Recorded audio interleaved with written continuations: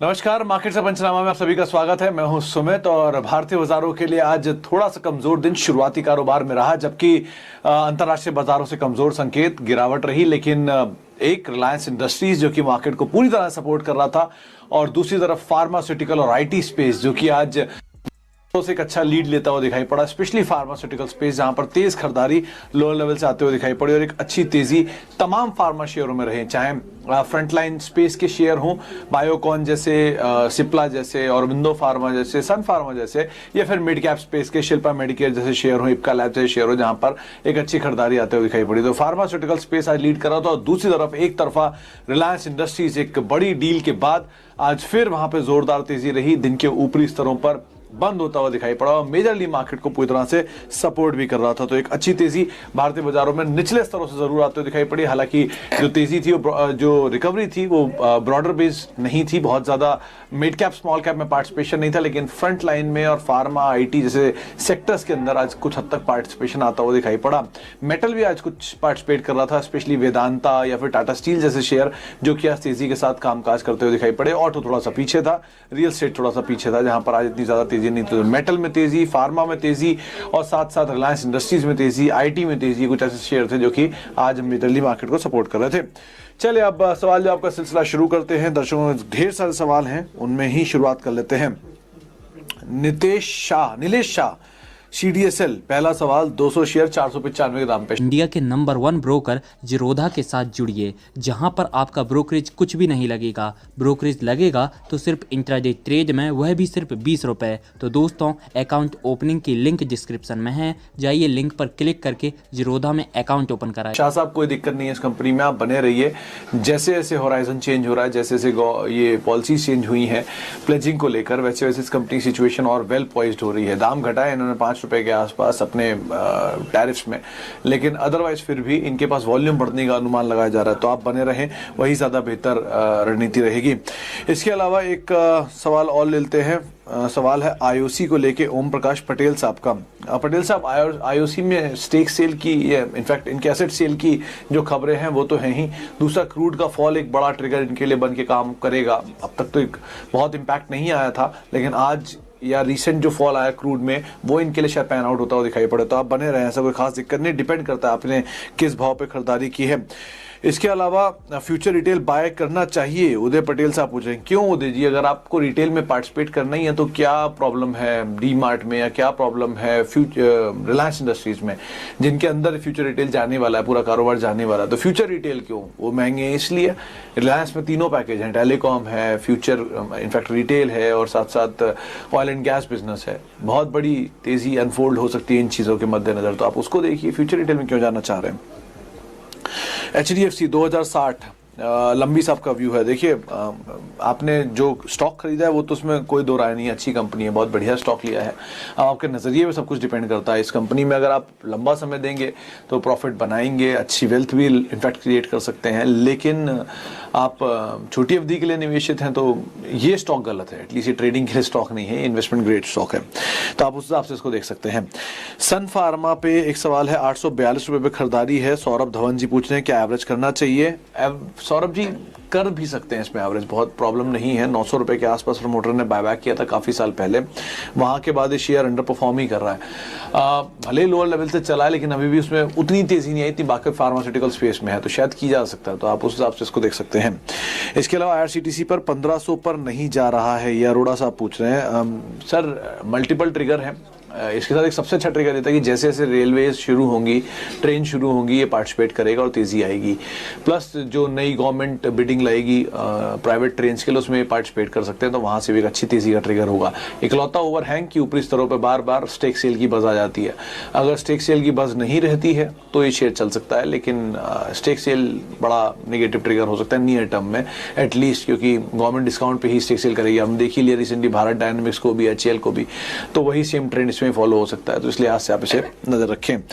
एक सवाल आइनॉक्स लेजर पे पंकज मोंगा जी का है। पंकज जी, आइनॉक्स रेवेन्यू नहीं है इस क्वार्टर में, पूरे क्वार्टर में रेवेन्यू नहीं आया, ये आप मान के चलिए, और रेवेन्यू नहीं है तो प्रॉफिटेबिलिटी भी नहीं है, तो एक क्वार्टर रादर 1.5 क्वार्टर इनके पूरे साल की बुक से वाइप आउट हो चुका है। स्टॉक ने डिस्काउंट अभी तक किया था, फिर उसके बाद वापस तेजी दिखा के वो फिजल आउट हो गया है। अगर दोबारा फॉल आए नीचे के लेवल पे फिर आप नजर रखिएगा, लेकिन अभी अगर आप एंटर करना चाहते हैं तो ना करें। पुराना पड़ा है आपके पास तो कोई दिक्कत नहीं है, होल्ड करें, सिचुएशन संभलने दीजिए, उसके बाद इस पे फैसला लिया जा सकता है एक्चुअल में ही करना क्या चाहिए। इसके अलावा एक सवाल, कल बैंक निफ्टी किस साइड रहेगा? आयुष जी देखिए, टेक्निकली बहुत ज़्यादा बाजार के बारे में नहीं जानता हूँ, लेकिन जितनी जानकारों से हमने बात की आज या जिन जानकारों को हमने सुना उनके हिसाब से शायद मार्केट्स में पुल बैक लोअर लेवल से आता हुआ दिखाई पड़े। अब उसमें बैंक निफ्टी कितना पार्टिसिपेट करता है कहना मुश्किल है, क्योंकि ऑलरेडी वीक साइड पर इसका स्ट्रक्चर है। तो बेटर यही है, एक पुल बैक तो इसमें मिलेगा ही, छोटा मोटा पुल बैक के लिए तो प्ले किया ही जा सकता है। और जिस तरह मार्केट ने रिकवरी दिखाई है, डाउ फ्यूचर तेजी में, नैस्डैक फ्यूचर तेजी में, तो कोई खास लग नहीं रहा है ट्रबल गोइंग फॉरवर्ड। इसके अलावा ओएफएस में पैसा डालना चाहिए बीडीएल के? सौरभ जी हाँ, एक अच्छा मौका है, अगर आप सरकारी कंपनी में इन्वेस्ट करना चाहते हैं तो ठीक ठाक है, डिस्काउंट मिल रहा है आपको 20 रुपए के आसपास का। पार्शियल एटलीस्ट डाल लीजिए, क्योंकि पार्शियली आगे अगर नीचे मिलता है तो और आपको अच्छी डील मिल जाएगी। लेकिन सरकारी कंपनियों में के मुकाबले बहुत अच्छे अच्छे ऑप्शन है बाजार में, आप उनको भी तलाश सकते हैं एक बार को।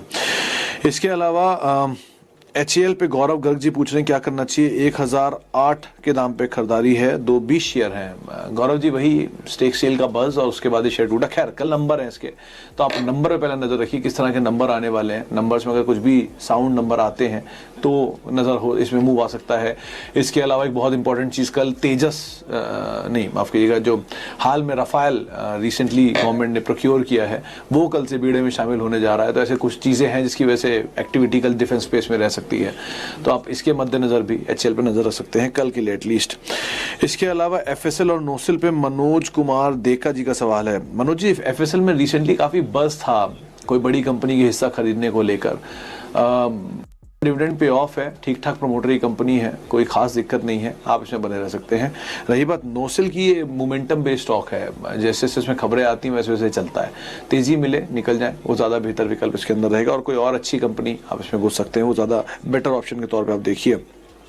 गोल्ड पे क्या किया जाए? विजय Gupta ji, gold is always bye, कभी भी उसमें सेल नहीं होता। अगर आप कमोडिटी में नहीं ट्रेड करते हैं तो किसी भी फॉल में गोल्ड में आप खरीदारी करिए। ETF is the best way of investment in gold. आप अपने लिए, फ्यूचर में, बच्चों के लिए गोल्ड खरीद के रखिए ETF की फॉर्म में, कोई नुकसान नहीं है। वैसे भी डाइवर्सिफिकेशन होना चाहिए पोर्टफोलियो में, म्यूचुअल फंड हो गया, प्रॉपर्टी होती है, शेयर्स होते हैं, और एक गोल्ड भी होना चाहिए। तो गोल्ड की ETF खरीदिए, आप डायरेक्ट बल्क में मत कूदिएगा, वो ज़्यादा बेहतर है। इसके अलावा और सवाल ले लेते हैं। अतुल लिमिटेड, ये अक्षय मित्तल जी पूछ रहे हैं, व्हेन टू बाय? हाँ अतुल जी, अच्छी कंपनी है। अतुल में इनका एक प्लांट भी है, अतुल जगह भी है गुजरात में, वहाँ पे इनका एक प्लांट भी है। और बड़ी इंटरेस्टिंग चीज़ ये कि इंडिया की सबसे बड़ी खजूर की उत्पादक भी है अतुल लिमिटेड, अगर आपको ना पता हो तो। लेकिन इस कंपनी में बुराई नहीं है, केमिकल स्पेस की कंपनी है, दिग्गज है, और आपको अगर नीचे के दाम पे मिले तो आप इन्वेस्ट करें। अभी तो बड़ा भागा हुआ शेयर है, थोड़ा नीचे मिलता है तो आप इसमें इन्वेस्ट कर सकते हैं।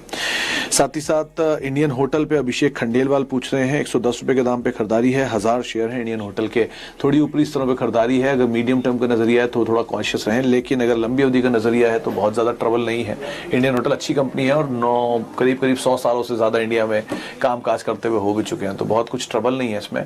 अच्छी प्रॉपर्टीज है, मार्जिन ठीक ठाक है, और बाकी पूरे सेक्टर में एटलीस्ट वेल पोजिशनड है। तो आप रिसेंटली कुछ बड़े इन्वेस्टर भी इसमें उतरे हैं, थोड़ा समय दीजिए, बने रहिए, अच्छा रेवेन्यू, अच्छा पोटेंशियल से बनता हुआ दिखाई पड़ सकता है। इसके अलावा Tata motors at current level, Rajiv ji आज सुबह ही एक रिपोर्ट आई थी, और शायद वो रिपोर्ट थी मॉर्गन स्टैनली की, आई थिंक नहीं, किसी की रिपोर्ट थी, ब्रोकर के नाम भूल गए, बहुत सारे नाम सुन रहे थे दिन भर में। खैर, लेकिन उनके टारगेट जो थे वो 200 रुपए थे, और उनको लगता है कि CV साइकिल में मूव आएगा। कंपनी अब वैसे भी काम कर रही है कि वो डेट फ्री होने जा रही है अगले 2 से 3 सालों में, इसके ऊपर काम काज कर रही है। जगुआर के नंबर ठीक आने की बात उन्होंने की है, और 200 रुपए के वो टारगेट्स देख रहे हैं। अगर आप ऐसा मानते हैं तो आप बने रह सकते हैं, लेकिन थोड़ा रन अप आ चुका है, उस हिसाब से आप इसको देखिए, फॉल में लीजिए, वो ज्यादा बेहतर एक मोमेंटम रह सकता है। इंडिया के नंबर 1 ब्रोकर जीरोधा के साथ जुड़िए, जहां पर आपका ब्रोकरेज कुछ भी नहीं लगेगा। ब्रोकरेज लगेगा तो सिर्फ इंट्राडे ट्रेड में, वह भी सिर्फ 20 रुपए। तो दोस्तों, अकाउंट ओपनिंग की लिंक डिस्क्रिप्शन में है, जाइए लिंक पर क्लिक करके जीरोधा में अकाउंट ओपन कराएं। इसके अलावा एक और सवाल ले लेते हैं। सवाल आया है नवीन फ्लोरीन पर, अमरेंद्र कुमार का।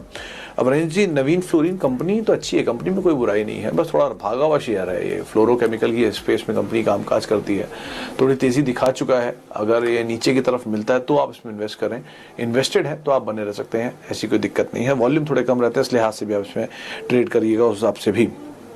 इसके अलावा एक सवाल और, आज मिड कैप पे बहुत सवाल आ रहे हैं। एनआरबी बियरिंग, अभिषेक गर्ग जी पूछ रहे हैं। मुंजाल ऑटो, अमित दोभाल जी पूछ रहे हैं।